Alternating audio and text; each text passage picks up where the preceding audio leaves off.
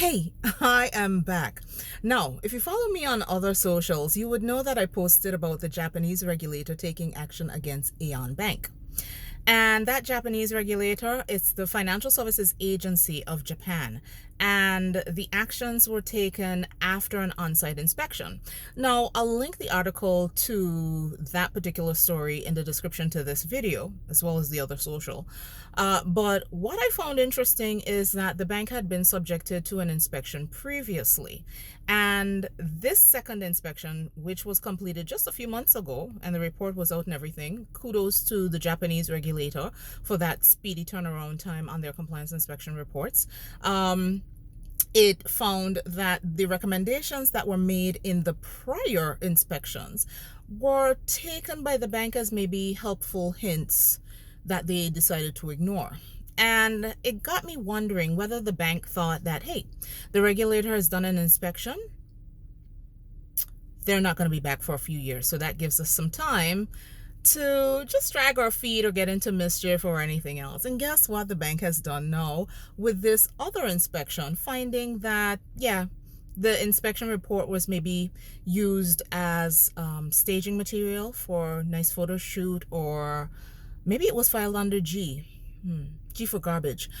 What happened next is that the Japanese regulator has issued more stringent requirements. And I'm suspecting that if the bank doesn't follow these things, they might be in a lot more trouble, like put in administration, shut down. But they have been given strict requirements to increase their compliance procedures and make sure that they have additional resources. And you're probably wondering, like, what were some of the infractions? Well, I'll list two of them in relation to suspicious transaction reporting.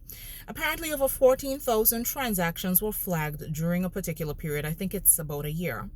And that number were the transactions that were ignored by the bank, no action taken. And in relation to the transactions where they did take action, it took an average of about 5 months or so for them to file a suspicious transaction report to their equivalent FIU.